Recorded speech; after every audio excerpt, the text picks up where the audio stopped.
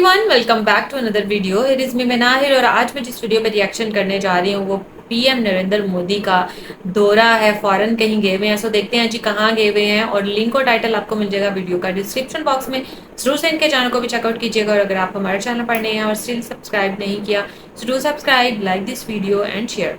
तो जल्दी से बढ़ते हैं वीडियो की जानिब और देख लेते हैं ये वीडियो। इंडिया के प्राइम मिनिस्टर अभी जैसे इस टाइम बरनई में मौजूद हैं, वहाँ का विजिट कर रहे हैं। यहाँ पर आटे का बोरान, यहाँ पर चीनी का बोरान, यहाँ पर खाने का बोरान, पीने का हर एक चीज का यहाँ पर आप देखिए हर चीज का बहरान है। यहाँ पे सांस लेना भी जो है उसके ऊपर भी टैक्स है। इनसे बात करेंगे कि क्या वजह है कि इस्लामिक कंट्रीज, जितने भी पूरी दुनिया के इस्लामिक कंट्रीज हैं, पाकिस्तान को इस मुश्किल वक्त से बाहर क्यों नहीं निकाल रहे। दूसरी साइड पे इंडिया, जिसे हम कहते हैं जी हिंदुओं का कंट्री है, वहाँ पे यूएई भी इन्वेस्टमेंट कर रहा है। कभी हम देखते हैं कि इंडिया के प्राइम मिनिस्टर अभी जैसे इस टाइम बरनई में मौजूद हैं, वहाँ का विजिट कर रहे हैं। कभी वो किसी इस्लामिक स्टेट का विजिट करते हैं। मुझे पहला सवाल ये बताइएगा, क्या समझते हैं पाकिस्तान में इस्लामिक कंट्रीज इन्वेस्टमेंट क्यों नहीं कर रहे एज कम्पेयर टू अगर इंडिया में देखा जाए, वहाँ पे यूएई, वहाँ पे सऊदीया, मुख्तलिफ कंट्रीज इन्वेस्टमेंट कर रहे हैं। सबसे पहली बात तो सुहेब जो मैं कहना चाहूँगी वो ये है कि यहाँ पर एक सिस्टमैटिकली कुछ चीज़ें चलनी चाहिए। ठीक है, वो नहीं चलती हैं। आप देखें जैसे अभी IMF के कर्जे के नीचे हम लोग दबे हुए हैं। हमें कर्जे की किस्त अदा करने के लिए भी कर्जा ही लेना पड़ता है। ठीक है, उसमें ये है कि दिन ब दिन हमारी जो ग्रोथ बढ़नी चाहिए वो स्लो हो गई। और सबसे इम्पोर्टेंट बात ये कि जब आप एक गरीब मुल्क है, पसमानदा मुल्क है ना, हमारा तरक्की पजीर थर्ड वर्ल्ड कंट्री, बिल्कुल हमारा जो तरक्की पजीर ममालिक हैं या तरक्की याफ्ता में तो आप कभी भी शामिल नहीं हुए। तरक्की पजीर ममालिक की जो रेस है उससे हम लोग बाहर आ चुके हैं। ठीक है, आपके अखराजात यहाँ पर कम नहीं हो रहे, आपके जो लेविश सिस्टम्स हैं ना हुकूमत के, वो नहीं बदल रहे। यहाँ पर आटे का बोरान, यहाँ पर चीनी का बोरान, यहाँ पर खाने का बोरान, पीने का हर एक चीज का यहाँ पर आप देखिए हर चीज का बहरान है। यहाँ पे सांस लेना भी जो है उसके ऊपर भी टैक्स है। ठीक है, यहाँ पे बोलने पे भी पाबंदी है। वो जालिब साहब का वो शेर है ना, कौन सा, बोलने पे पाबंदी, सोचने पे ताजीरें, आज भी पाँव में गुलामी की हैं जंजीरें। ठीक हो गया। तो ये जालिब साहब ने ये लिखा है कि हम लोग अगर हम पैदल भी चल रहे हैं तो हमारा इसमें भी टैक्स है जी। ठीक है, नहीं तो हम आजाद कंट्री नहीं नहीं देखे ना 1947 में आजाद तो बिल्कुल। आप उसको अगर लकीर खींचने को आजादी कहते हैं तो आजादी मेरा ख्याल में उस तरह से तो हम आजाद है, लेकिन अगर देखा जाए तो यहाँ पर हर कोई जो है ना वो अपने अपने एक सर्टेन सर्कल है जिसमें कैद है। ठीक है, और उसके बाद जो है ना उसमें आपको जब आपको सोचने की और कहने की, बोलने की, लिखने की आजादी नहीं है, सांस लेने की आजादी नहीं, आप जेंडर इक्वलिटी पर नहीं आते हैं तो बाकी चीजें तो बाद में है ना। आप हकूक की बात करते हैं जब आप एक लड़की को उसका हक नहीं दे रहे हैं, एक लड़के को उसका, मैं सिर्फ यहाँ पे लड़की की बात नहीं, बात कर रही, आप किसी ट्रांसजेंडर की बात कर रहे हैं, आप उनको उनकी जो है वो उनको कॉन्स्टिट्यूशनल राइट है उसके मुताबिक उनको राइट्स नहीं देते और ये सब कुछ किताबों में भर के रख देते हैं, तो फिर कहाँ पे।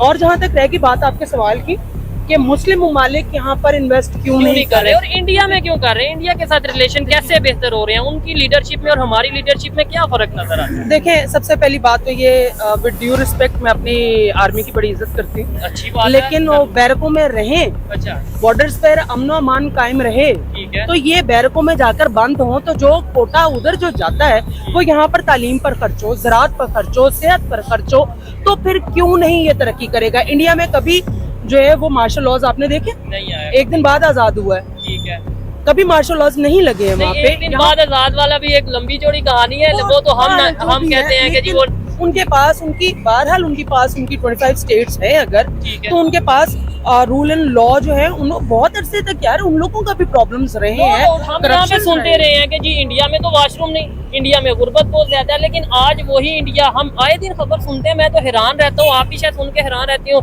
कभी सुन रहे हैं वो चांद पे पहुंच गया, कभी सुन रहे हैं दुनिया की 5वीं बड़ी इकॉनमी बन गया, कभी सुन रहे हैं कि जी रशिया के साथ उनके रिलेशन बेहतर हो गए, कभी वो यूएई से जो उनसे हाईएस्ट सिविल अवार्ड ले रहे हैं। अभी बरनई में गए और वहाँ पे सियासतदान भी तो IMF पे पहुंच जाते हैं ना।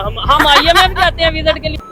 Thank you. वीडियो हम लोगों ने वॉच की, और अगर हम फिर वही बात की कंपैरिजन करते हैं अपना इंडिया के साथ, तो मेरे ख्याल से ये बिल्कुल सिरे से बनता ही नहीं है कंपैरिजन। इसको कंपैरिजन करके हम करेंगे भी क्या, सिरे से बनता ही नहीं है। मतलब अगर हम करते भी है ना, तो हम बेवकूफ़ हैं कि हम अपना कंपैरिजन जो है वो इंडिया के साथ कर रहे हैं, क्योंकि इंडिया की तरक्की मेरे ख्याल से कभी रुकी ही नहीं। वहां पर वो कहते हैं ना, अगर आप एक विजन ऐसा लेकर चलते हो ना कि अगर मेरा मुल्क जो है ना आज 10% पे खड़ा है, तो कल मैंने उसको 12 पर लेकर जाना है, उससे अगले दिन मैंने इसको 14 पर लेकर जाना है। इस तरह से तरक्की होती है। लेकिन अगर आप ये सोचते हो ना, आपका विजन ये होता है कि अगर मेरा मुल्क 10 पे खड़ा है ना, तो जो ये 10% पे भी है ना, ये भी मैं इसके अंदर से जो है ना वो खींच के, एक जैसे वो कहते हैं ना कि किसी भेड़िया की खाल आप उतारते हैं, तो इस तरह से ये इसकी खाल मैं उतार दूं, और जो ये 10% पे भी है ना, इसको मैं 8 पे ले जाऊं, 6 पे ले जाऊं, सब कुछ मैं अपने पेटों में डालूं, तो फिर वो मुल्क तरक्की नहीं करते हैं, कर ही नहीं सकते हैं। फिर हमारा कंपैरिजन भी जो है ना, ये हम बेवकूफ़ है कि जो हम उनका बाकी कंट्रीज के साथ कंपैरिजन करते हैं। इवन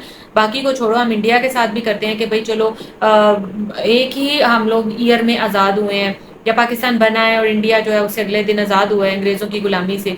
थी तो अंग्रेज़ों की गुलामी ना सब पर, तो फिर वो मैं तो सही बात है, जिस विजन से पाकिस्तान जो है ना वो हुआ है, पाकिस्तान बना है, एक मुल्क बना है अलग, मुझे नहीं लगता कि उस विजन को, या उस जो जो एक वो एम था, जो एक सोच थी, उसको मतलब एक खराब करके रख दिया हुआ है। अभी हम बड़े दिन तो सेलिब्रेट करते हैं, कायदे आजम की 25 दिसंबर सेलिब्रेट हो रहा है। खैर छुट्टी छुट्टी तो उस पर नहीं है, लेकिन सेलिब्रेट हम करते हैं, सब हम डे सेलिब्रेट तो करते हैं। लेकिन क्यों करते हैं, नहीं करना चाहिए, क्योंकि हम उस चीज़ को पूरा तो कर नहीं रहे हैं, तो फिर वो डेज भी सेलिब्रेट करने का फ़ायदा नहीं है। जिस मकसद के लिए पाकिस्तान को हासिल किया गया, या एक अलग वतन बनाया गया, वो कहीं का कहीं रह गया। यहाँ पर कोई इस्लामिक तरीके नहीं है, तो फिर मुझे ऐसा लगता है कि नहीं नहीं, इतनी जानों को कुर्बान करना चाहिए था। जैसे रह रहे थे वैसे ही रहना चाहिए था। वैसे भी अगले दिन तो आज़ाद हो ही गया था हिंदुस्तान, तो फिर वहाँ पर ही रहते। अभी भी तो वहाँ पर मुसलमान अच्छे से रह ही रहे हैं ना, तो तब भी वहाँ पर ही रहते। क्यों एक अलग मुल्क बन गए? क्योंकि यहाँ के लोगों की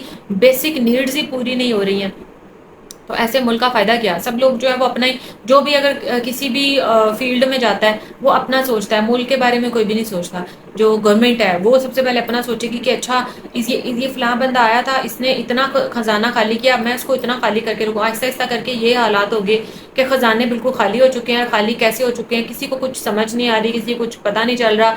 जब वो लोग अपनी हुकूमत, जब तक वो हुकूमत में होते हैं तब तक कुछ पता नहीं चलने देते किसी को, लेकिन जैसे ही उनकी हुकूमत खत्म होती है, जब दूसरा आता है, तो वो साजिशें शुरू कर देता है कि इसने तो ये किया था, इसने तो वो किया था। वो फिर सारे उसके कट्टे छट्टे जो है उनको खोल के रख देते हैं। वो सही है या गलत है, क्या है, कुछ समझ से बाहर है।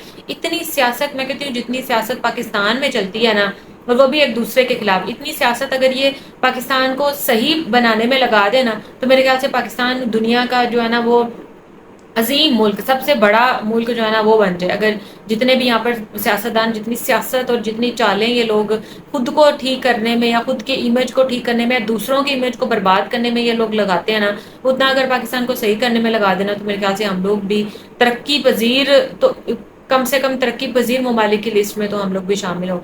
तरक्की याफ्ता तो खैर वाकई लेडीज़ की बात, मैं इनकी बातों से बड़ी हद तक सहमत हूँ, मुझे अच्छी लगी इनकी बातें। तरक्की याफ्ता तो दूर की बात है, तरक्की पजीर ममालिक की लिस्ट में कम से कम हम शामिल हो जाए। खैर इसके ऊपर क्या ही बोलें, आज की तो जितनी भी मैंने वीडियोस पर रिएक्शन किया ना, सारी दुख दर्द से भरपूर थी। मेरा दिल एकदम से, वो कहते हैं ना, अफसुर्दा सा हो गया है। करंट जो हालात है पाकिस्तान के, उनके ऊपर रिएक्शन करे तो यही सिचुएशन होती है। सो खैर ये था मेरा रिएक्शन, होप सबको अच्छा लगा होगा। अगर अच्छा लगा है तो वीडियो को जरूर से लाइक कीजिएगा, अपनी कीमती राय से भी ज़रूर आगाह कीजिएगा कमेंट थ्रू के ज़रिए।